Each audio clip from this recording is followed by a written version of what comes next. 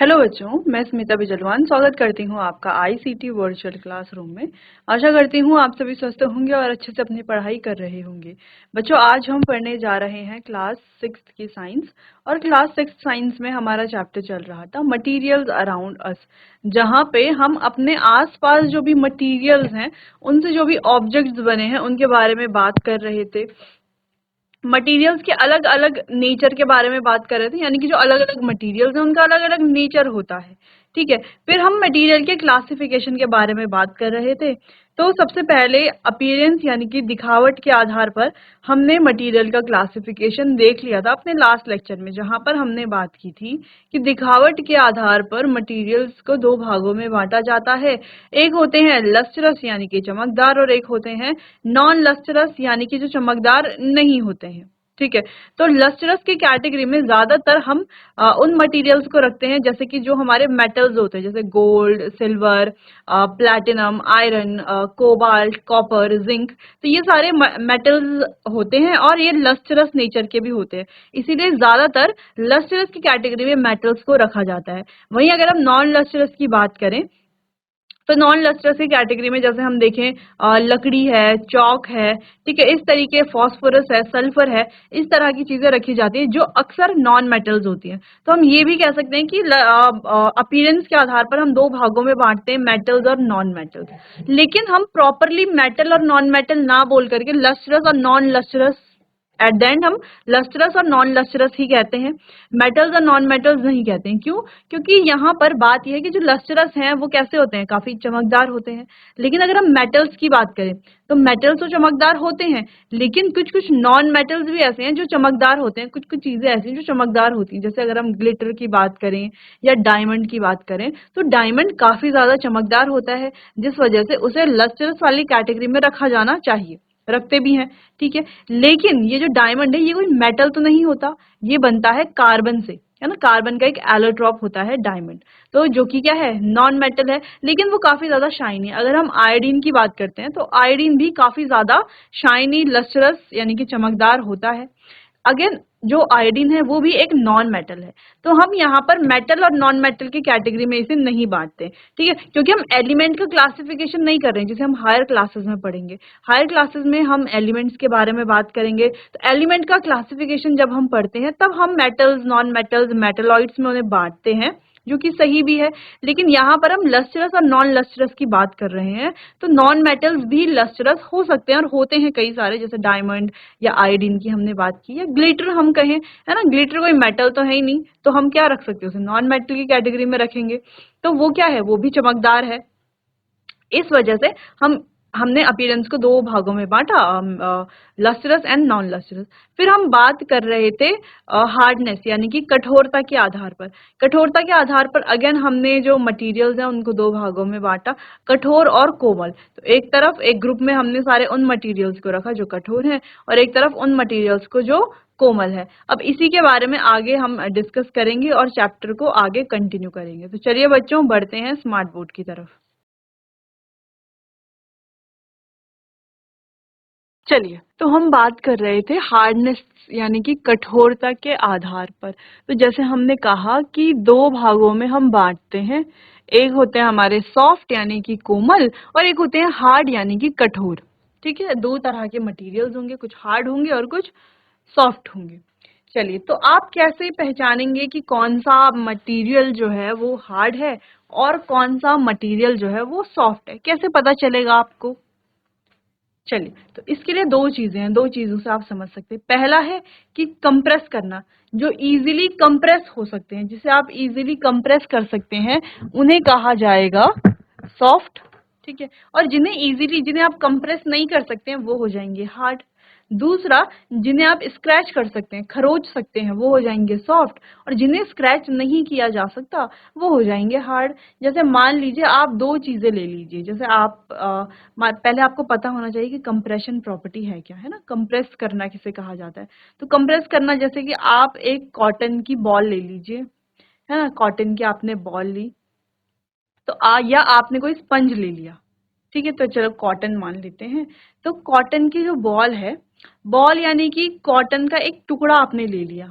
अब ये जो कॉटन का टुकड़ा है ये आपको काफी फूला फूला दिखता है, लेकिन जैसे ही आप इसको अपनी उंगलियों के बीच दबा लेते हैं इस कॉटन को, तो आपको क्या दिखता है कि वो जो है एकदम से क्या हो जाता है, पिचक जाता है, कंप्रेस हो जाता है। असल में हुआ क्या कि जो कॉटन है इसके बीच में काफी सारा स्पेस होता है, ठीक है। इन स्पेस के बीच में क्या फंस जाती है, एयर जो है वो ट्रैप हो जाती है, एयर फंसी हुई होती है। अब जब एयर इन स्पेस के बीच में ट्रैप्ड होती है तो क्या होता है, तो ये जो है हमें फूला फूला दिखता है। तो जब हम इसे अपनी उंगलियों के बीच में रखते हैं तो कॉटन के अंदर ट्रैप्ड एयर सारी बाहर निकल जाती है और जो कॉटन है वो कैसा हो जाता है, कंप्रेस हो जाता है। जैसे अगर हम अपने जैकेट की बात करें, जैसे हमने लास्ट लेक्चर में जैकेट वाला एग्जांपल देखा था, तो उस एग्जांपल को थोड़ा सा रिकॉल कर लेते हैं। तो हम मान लीजिए हमारे पास 4 जैकेट है, ठीक है। अब उन 4 जैकेट की बात अगर हम करें तो 4 जैकेट्स कैसी होती हैं, जब हम उनको फोल्ड करते हैं और ऐसे बिल्डिंग बना करके रखते हैं। चलिए, तो जैसे हम बात कर रहे थे जैकेट्स की, ठीक है। तो मान लीजिए आपके पास 4 जैकेट है, तो 4 जैकेट को आपने फोल्ड किया हुआ है।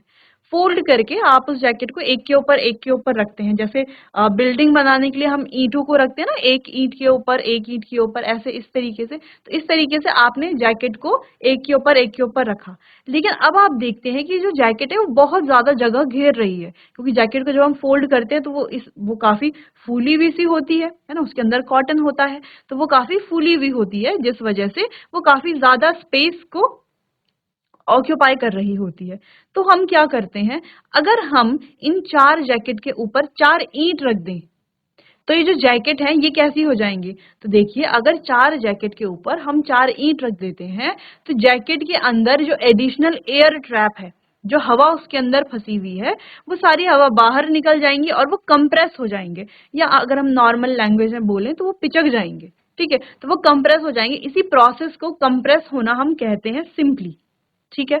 वैसे आप जब हायर क्लासेस में जाएंगे तो आप अलग अलग मैटर की स्टेट्स के बारे में पढ़ेंगे, जहां पर आप गैसेस स्टेट्स के बारे में पढ़ेंगे और आप देखेंगे गैसेस जो है वो हाईली कंप्रेसिबल होती हैं। उन्हें हम बहुत ज्यादा इजीली कंप्रेस कर सकते हैं, इतना कंप्रेस कर सकते हैं गैस को कि गैस जो है वो लिक्विड में भी चेंज हो जाती है, ठीक है। खैर, ये हायर क्लासेस का टॉपिक है तो इसे हम वहां पर ही पढ़ेंगे, लेकिन यहाँ पर कंप्रेशन के बारे में या कंप्रेस के बारे में हम समझ गए हैं।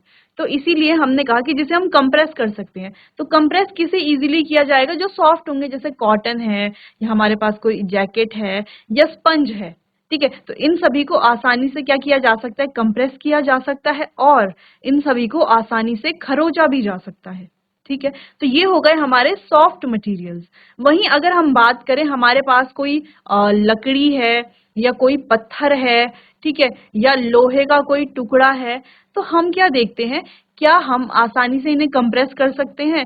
बिल्कुल भी नहीं। इन्हें कंप्रेस करना तो बहुत ज्यादा मुश्किल है। मुश्किल क्या, इन्हें कंप्रेस किया ही नहीं जा सकता। लगभग कैसे, ये इनकंप्रेसिबल होते हैं। दूसरी चीज, क्या इन्हें खरोचा जा सकता है? तो बिल्कुल भी नहीं। अगर हम हाथ से या किसी चीज से इन्हें खरोचने की कोशिश करें, पत्थर को या लोहे के टुकड़े को, तो हम इसे खरोच नहीं पाएंगे। जो क्या शो करता है, जो ये दिखाता है कि जो पत्थर है, लोहे का टुकड़ा है, एल्यूमिनियम है या लकड़ी का टुकड़ा है, ये सभी चीजें क्या है, हार्ड सब्सटेंसेस हैं। कैसे हैं, हार्ड मटेरियल्स हैं, ठीक। तो वही हमने कहा कि 2 तरह के मटेरियल्स हैं, हार्ड और सॉफ्ट। जो इजीली स्क्रैच या कंप्रेस किए जा सकते हैं वो होते हैं सॉफ्ट, और जिन्हें कंप्रेस करना और स्क्रैच करना बहुत ज्यादा मुश्किल होता है उन्हें कहा जाता है हार्ड मटेरियल, ठीक है। चलिए, तो यहाँ पर रीड कर लेंगे। टेक अ चलिए, तो इसे यहाँ से रीड करेंगे। Take a metal key and use it to scratch the surface of piece of. अब आपको क्या करना है, एक चाबी ले लेनी है। कोई भी चाबी हो सकती है, आपके घर की चाबी हो सकती है, आपके बाइक स्कूटी किसी भी चीज की चाबी, कोई भी आपको एक की ले लेनी है, यानी कि चाबी ले लेनी है ना। चाबी से क्या होगा, स्क्रैच करना आसान होगा। अब चाबी से आपको wood, aluminium, stone, iron, candle, chalk और कुछ और मटेरियल भी आप यूज कर सकते हैं, उन सभी को स्क्रैच करना है, ठीक है। तो आप क्या देखेंगे, can some material be scratched more easily than other. तो आप देखिए, कुछ मटेरियल्स तो ऐसे हैं जिन्हें आसानी से स्क्रैच हम कर पा रहे हैं और कुछ को नहीं कर पा रहे हैं। Materials which can be compressed और स्क्रैच्ड इजीली। तो जिन मटेरियल्स को कंप्रेस करना और स्क्रैच करना इजी है, आसानी से हम कर पाते हैं, उन्हें कहा जाता है सॉफ्ट मटेरियल। दूसरी तरफ जिनको स्क्रैच करना और कंप्रेस करना डिफिकल्ट होता है, मुश्किल होता है, उन्हें कहा जाता है बच्चों हार्ड। ठीक है, वो कैसे होते हैं? हार्ड होते हैं। However, these properties in nature, for example, rubber is harder than sponge but softer than iron. तो ये जो प्रॉपर्टीज हैं ये रिलेटिव हैं, है ना? ये कैसी है? रिलेटिव नेचर की। जैसे अगर हम रबर की बात करें तो रबर और स्पंज की अगर हम बात करें तो रबर कैसा है? हार्ड है, और स्पंज कैसा है? सॉफ्ट है। वहीं अगर हम स्पंज और आयरन की बात करें तो स्पंज कैसा है? सॉफ्ट है, और आयरन कैसा है? हार्ड है। ठीक है, तो क्या समझ में आ रहा है? लेकिन जब हम रबर और आयरन की बात करते हैं तो रबर कैसा है? सॉफ्ट है, और आयरन कैसा है? हार्ड है। ठीक है, तो दो चीजें हमें समझ में आई कि रबर को अगर हम स्पंज से कंपेयर करते हैं और आयरन से कंपेयर करते हैं, अगर स्पंज से कंपेयर करते हैं तो उस केस में रबर आता है हार्ड, हार्डर सब्सटेंस या हार्डर मटेरियल। वहीं जब हम उसे आयरन से कंपेयर करते हैं तब वो कैसा बन जाता है? सॉफ्टर नेचर का वो हो जाता है। क्लियर है? चलिए, तो इसलिए हम कह रहे हैं ये प्रॉपर्टीज कैसी हैं? रिलेटिव नेचर की हैं। क्लियर? चलिए, तो ये हो गया हार्डनेस। हार्डनेस के आधार पर हमने देख लिया है कैसे हम मटेरियल्स को ग्रुप करेंगे, है ना? ग्रुपिंग करेंगे मटेरियल्स की। क्लियर है? चलिए, नोट कीजिए इतना, फिर आगे बढ़ते हैं।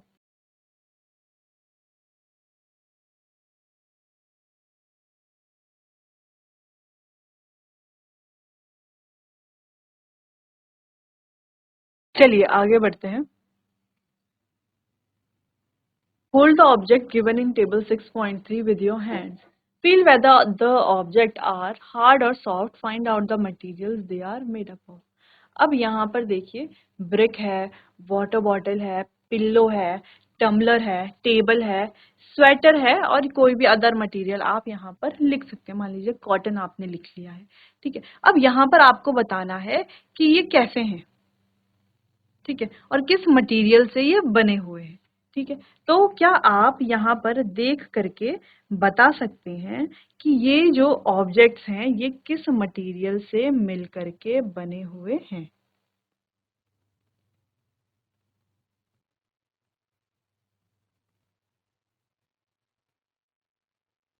चलिए, तो जैसे आप पहला यहाँ पर देख पा रहे हैं जो कि है ब्रिक। तो ब्रिक यानी कि ईंट। ईंट कैसे होती है? हार्ड होती है, और किससे मिलकर के बनी हुई होती है? बेक्ड क्ले से मिलकर के बनी हुई होती है। वहीं दूसरी चीज है वाटर बॉटल। अब वाटर बॉटल कैसी होती है? कैसे नेचर की होती है? आपके पास वाटर बॉटल है? हाँ, आप सभी स्टूडेंट्स के पास वाटर बॉटल तो है। ठीक है, अब ये जो आपके पास वाटर बॉटल है वो कैसी है? वो हार्ड है। हाँ, बिल्कुल हार्ड है। लेकिन किस चीज से बनी हुई है? कौन से मटेरियल से वो बनी हुई है? जब आप आपस में आप सबकी वाटर बॉटल्स को देखेंगे तो आप क्या पाएंगे? किसी की वाटर बॉटल तो प्लास्टिक से बनी है, तो वो प्लास्टिक मटेरियल हो गया। किसी की वाटर बॉटल जो है वो स्टील से बनी हुई है, स्टेनलेस स्टील, तो वो स्टेनलेस स्टील मटेरियल हो गया। किसी की वाटर बॉटल जो है वो कांच से बनी है, तो ग्लास वहां पर मटेरियल हो गया। किसी की वाटर बॉटल जो है वो कॉपर यानी कि तांबे से मिलकर के बनी है, तो वो कैसी हो गई? कॉपर वाली बॉटल। उसका मटेरियल क्या हो गया? कॉपर हो गया। तो ऐसे ही जो वाटर बॉटल ये अलग अलग मटेरियल से बन सकती है। ठीक है, लेकिन जनरली कैसी होती है? हार्ड ये होती है। ठीक है, तो आपको हार्ड वाली कैटेगरी, हार्ड वाला जो कॉलम है वहां पर हार्ड लिख लेना है, और मटेरियल में आप अलग अलग मटेरियल जैसे प्लास्टिक या स्टील या ग्लास या कॉपर, जिस भी चीज की आपकी बॉटल बनी हुई है वो आप यहाँ पर नोट कर लेंगे। ठीक है, चलिए अगला है पिलो। अगर हम पिलो की बात करें तो पिलो हम जानते हैं हमारे घर में जो कुशन होता है, पिलो तकिया जिसे हम कहते हैं, तो वो कैसा होता है? क्या वो हार्ड होता है? नहीं, इजीली कंप्रेसिबल भी होता है तकिया, और इजीली उसको स्क्रैच भी किया जा सकता है। तो पिलो कैसा है? सॉफ्ट है। ठीक है, तो यहाँ पर आप सॉफ्ट लिख लेंगे। और पिलो बना हुआ किसका होता है? देखो, पिलो कॉटन का भी होता है, डाउन फेदर्स का भी होता है, और फोम का भी बना हुआ होता है। फोम का भी बनता है ना पिलो, है ना? जैसे हमने देखा है कई फॉर्म के हमारे जो है गद्दे भी बने हुए होते हैं, तो उसका पिलो भी बना हुआ होता है। ठीक है, तो कॉटन का हो सकता है, फॉर्म का हो सकता है, जो भी आपको सही लगता है वो मटेरियल आप यहाँ पर लिख सकते हैं। एक से ज्यादा मटेरियल भी लिख सकते हैं, क्योंकि मटेरियल में ब्रैकेट के आगे एस लिखा गया है ना, यानी कि आप मटेरियल या मटेरियल्स लिख सकते हैं। अगला है टम्बलर। टम्बलर यानी कि जिसमें आप पानी पीते हैं, ठीक है, हिंदी में आप गिलास उसे कहते हैं, इंग्लिश में आप उसे कहते हैं टम्बलर। अगर हम टम्बलर की बात करें तो टम्बलर जो है वो जनरली हार्ड होते हैं, ठीक है, जनरली ये हार्ड ही होते हैं, ठीक है। तो टम्बलर जो है वो अलग अलग चीज से बन सकते हैं, जैसे कांच के बन सकते हैं ना, कांच के गिलास आपने देखे हैं, या प्लास्टिक से बन सकते हैं, या स्टील से बने, हमारे घरों में कैसे होते हैं, स्टील से बने हुए होते हैं। तो कैसे हैं ये, हार्ड होते हैं, ठीक। अगला है टेबल। तो टेबल की अगर हम बात करें तो टेबल भी कैसा है, हार्ड है। और टेबल किससे बना हुआ होता है, जैसे अब आपने अलग अलग तरह के टेबल देखे होंगे, जो स्कूल में टेबल है वो लकड़ी से बना हुआ है ना। कहीं आप रेस्टोरेंट में जाते हैं, किसी होटल में जाते हैं, तो वहां टेबल आपको प्लास्टिक का भी देखने को मिलता है। कहीं आप कहीं और जगह जाते हैं तो वहां आपको जो टेबल है वो धातु का भी बना हुआ मिलता है ना, मेटल से भी बनता है, ठीक है। बात करते हैं स्वेटर की। अब स्वेटर इजीली कंप्रेसिबल है, और कैसी है, इजीली कंप्रेसिबल तो है, लेकिन इजीली स्क्रैचेबल भी है। यानी कि स्वेटर भी कैसी हो गई, कोई सॉफ्ट सब्सटेंस हो गई है, ठीक, कैसी है, सॉफ्ट है, ठीक। अगर हम मटेरियल की बात करें तो स्वेटर जो है वो वूल की बनी हुई होती है, यानी कि ऊन की बनी हुई होती है। इसके अलावा कॉटन की भी स्वेटर्स आती हैं, कॉटन की बनी हुई होती है, एक्राइलिक की बनी हुई होती है। तो अलग अलग मटेरियल से स्वेटर बनाई जा सकती हैं, ठीक है। चलिए नेक्स्ट, अगर हम बात करें कुछ और एग्जाम्पल की, जैसे आप यहाँ पर इरेजर लिख सकते हैं, है ना। इरेजर आप यूज भी करते हैं अपने स्कूल में, अपने क्लास में आप यूज करते हैं इरेजर डेली। आपके जो बॉक्स है, ज्योमेट्री बॉक्स है, या पेंसिल बॉक्स है, उसमें इरेजर तो रहता ही है। अब हम इरेजर की बात करें तो इजीली ये स्क्रैचेबल है। कंप्रेस करना थोड़ा सा मुश्किल है, लेकिन ऐसा भी नहीं कि बहुत ज्यादा मुश्किल है, कंप्रेस कर सकते हैं। तो ये कैसा सब्सटेंस हो गई, ये हो गई है सॉफ्ट सब्सटेंस। और ये जो इरेजर है ये बनी हुई किसकी होती है, ये रबर से बनती है बच्चों, ठीक है। रबर से बनती है तो कैसी है फिर ये, रबर से बनती है इसीलिए सॉफ्ट है, ठीक। क्लियर। चलिए तो यहाँ पर आप ये सारी चीजें लिख लीजिए। अब आगे बढ़ते हैं। You have learned that materials can have different properties like, अभी तक आपने पढ़ लिया है कि मटीरियल की डिफरेंट प्रॉपर्टीज हो सकती है, जैसे कि लस्टर यानी कि चमक, ठीक है, चमकदार जिसे हम कहते हैं, हार्डनेस यानी कि कठोरता, सॉफ्टनेस यानी कि कोमलता, और कलर यानी कि रंग। Can you think of any other properties that are shown by materials. तो क्या आप किसी और प्रॉपर्टी के बारे में बता सकते हैं,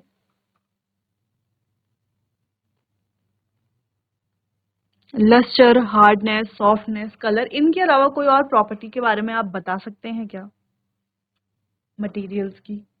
तो चलिए, इनके अलावा और भी कई सारी प्रॉपर्टीज होती हैं। Explore materials through which one can see और कैन नॉट सी, यानी कि ट्रांसपेरेंसी, दैट इज पारदर्शिता। यानी कि पारदर्शिता भी क्या है, एक और प्रॉपर्टी है। पारदर्शिता के आधार पर हम मटेरियल्स को तीन भागों में बांटते हैं। एक होते हैं ट्रांसपेरेंट, एक होते हैं ट्रांसल्यूशेंट, और एक होते हैं ऑब्जेक्ट ओपेक, ठीक है। तो जो ट्रांसपेरेंट, जिसको हम पारदर्शी कहते हैं, यानी कि जिनके आर पार पूरा अच्छे से देखा जा सकता है। दूसरे होते हैं ट्रांसल्यूशेंट, ठीक है। ट्रांसल्यूशन यानी कि ये होते हैं बच्चों, इनके आर पार पूरे तरीके से नहीं देखा जा सकता, थोड़ा बहुत धुंधला धुंधला देखा जा सकता है। नेक्स्ट होते हैं हमारे ओपेक यानी कि अपारदर्शी। अपारदर्शी जिनके आर पार बिल्कुल भी नहीं देखा जा सकता, ठीक है।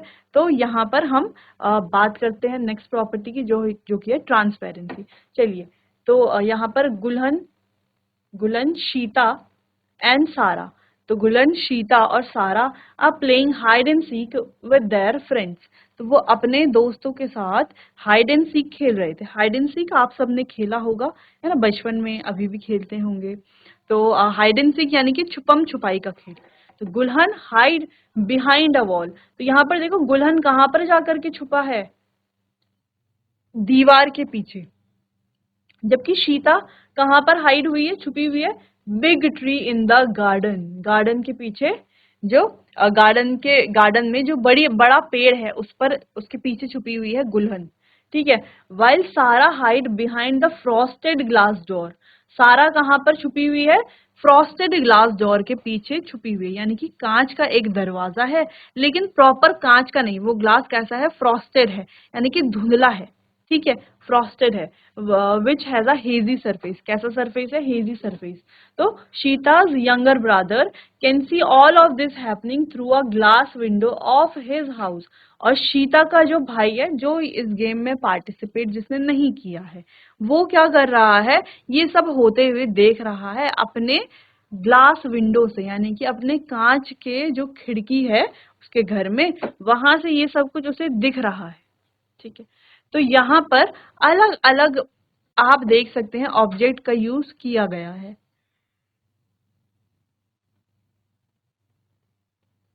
जैसे कि वॉल है, गार्डन है, फ्रॉस्टेड ग्लास डोर है और ग्लास विंडो है। द मटेरियल्स, अब आगे बात करते हैं, फिर देखेंगे कि ये जो वॉल है वो कैसी है, बिग ट्री का नेचर क्या है, फ्रॉस्टेड ग्लास या ग्लास विंडो, इन दोनों का नेचर क्या क्या है।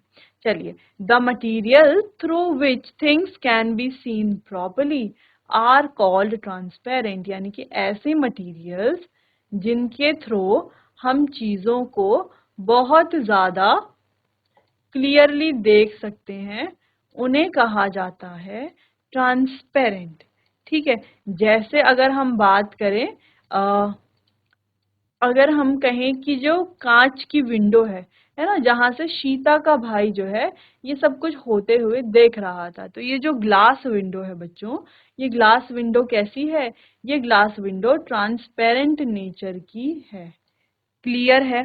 चलिए, ग्लास वाटर, अब एग्जाम्पल है यहाँ पे, जैसे कि कांच है, पानी है, हवा है, सेलोफोन पेपर है, ये सारी चीजें कैसी हैं, ट्रांसपेरेंट मटेरियल हैं। जैसे आप एग्जाम में जाते हैं तो आपको कहा जाता है कि जो कार्डबोर्ड आप ला रहे हैं वो ट्रांसपेरेंट होना चाहिए, या जो वाटर बॉटल आप ला रहे हैं वो ट्रांसपेरेंट होना चाहिए, यानी कि उसके आर पार दिखाई देना चाहिए, क्योंकि हो सकता है ना कोई बच्चा जो है वो चीटिंग करे, चीटिंग नहीं करनी चाहिए। चलिए, why did Gulhan, Sheeta and Sara chose these places to hide. अब गुलहन, शीता और सारा ने जो ये जो जगह है चूज करी छुपने के लिए, तो ये जगह क्यों चूज करी, ये जगह इसीलिए चूज करी ताकि उन्हें कोई ढूंढ ना पाए, ठीक है, इसीलिए तो की है। Do you think it would be possible for Sheeta's brother to see her and her friends through a close wooden window of the house. तो क्या आपको लगता है शीता के भाई ने जो पहले सारी चीजें देख पा रहे थे, किस वजह से देख पा रहे थे, क्योंकि ग्लास विंडो थी घर पे, क्या अब वो एक क्लोज वुडन विंडो, यानी कि लकड़ी की खिड़की है, पूरे लकड़ियां लगी हुई हैं खिड़की में, ठीक है, और वो क्लोज भी है ना, तो क्लोज विंडो से क्या ये होते हुए देख पा सकता था, देख सकता था शीता का ब्रदर, तो क्या देख सकता था, बिल्कुल भी नहीं, है ना। क्लोज विंडो है तो उसके पीछे क्या है हमें थोड़ी ना पता है। जैसे मान लीजिए आपका क्लासरूम जो है उसमें जो डोर है, ठीक है, जब वो डोर क्लोज है, बंद है, और उस डोर के पीछे कोई आकर के जो है खड़ा हो जाता है, दो तीन लोग खड़े हो जाते हैं, तो क्या आप अंदर से देख करके, अंदर से आप बता पाएंगे, डोर के अंदर से आप बता पाएंगे क्या कितने लोग बाहर हैं, नहीं बता पाएंगे, क्योंकि वो कैसा है, वो ओपेक ऑब्जेक्ट है, उसके आर पार आप नहीं देख पा रहे हैं। वहीं अगर वहां पर जो है एक कांच का ग्लास लगा हुआ होता, यानी कि कांच का दरवाजा लगा हुआ होता, तो आप देख पाते कितने लोग हैं, हाँ, तो आप इजीली देख पाते, ठीक है। जैसे आपके प्रिंसिपल ऑफिस में कांच का दरवाजा लगा हुआ होता है ज्यादातर, तो आप जो है इजीली देख पाते हैं, है ना, उसके आर पार, क्लियर है। चलिए, तो पहले आप इतना नोट कीजिए, ट्रांसपेरेंट की डेफिनेशन भी आपको नोट कर लेनी है।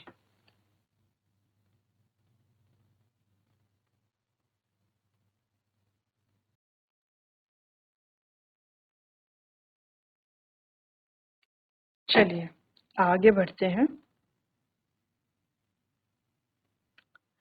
There are many materials through which you cannot able to see all। तो जैसे कि हमने बात की कि शीता का जो भाई है वो अब जो है उस क्लोज्ड वुडन विंडो से आर पार नहीं देख पाएगा, है ना, जो सारी चीजें हो रही है, कौन कहाँ छुप रहा है वो नहीं देख पाएगा। क्यों नहीं देख पाएगा, क्योंकि जो वुडन विंडो है वो कैसी है, ऑब्जेक्ट ओपेक है। There are many materials through which you are not able to see ऐसे मटेरियल को कहा जाएगा ओपेक। क्लियर है? वुड जैसे लकड़ी है, कार्डबोर्ड है, कोई धातु है, ये सारी चीजें क्या है, ओपेक हैं। जैसे आप टेबल, जैसे आप बैठे हुए हैं तो आपके आगे जो डेस्क है वो या तो लकड़ी का है या तो धातु का है, तो उसके नीचे क्या है ना, टेबल के नीचे अगर आपका जगह है, स्पेस है, ठीक है, कोई कॉर्नर बना हुआ है और उसके नीचे आपने कुछ रखा हुआ है, तो क्या आप देख पाएंगे ऊपर से कि नीचे क्या रखा हुआ है? नहीं देख पाएंगे ना, क्योंकि वो लकड़ी कैसी है, ओपेक ऑब्जेक्ट है। ठीक है, वहीं the material through which objects can be seen but not clearly are known as translucent. ऐसे ऑब्जेक्ट जिनके आर पार देखा तो जा सकता है लेकिन क्लियरली नहीं देखा जा सकता, उन्हें कहा जाता है ट्रांसल्यूशेंट। जैसे कि बटर पेपर हो गया या फ्रॉस्टेड ग्लास हो गया, ये सारे ही ट्रांसल्यूशेंट मटेरियल के एग्जाम्पल्स हैं। क्लियर है? चलिए, तो ट्रांसपेरेंट, ट्रांसल्यूशेंट और ओपेक ऑब्जेक्ट के बारे में हमने बात की है, इसको आपको नोट कर लेना है।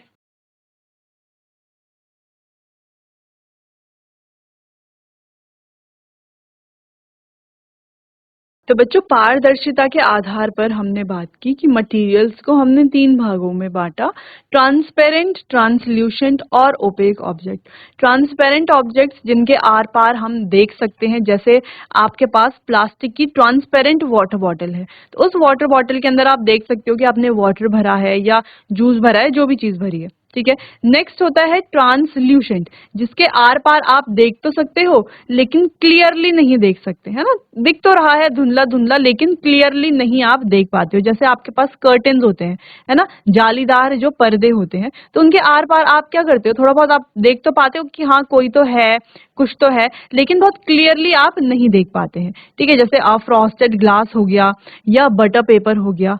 क्लियर? चलिए, तीसरे होते हैं ओपेक ऑब्जेक्ट, जिनके आर पार आप बिल्कुल भी नहीं देख सकते।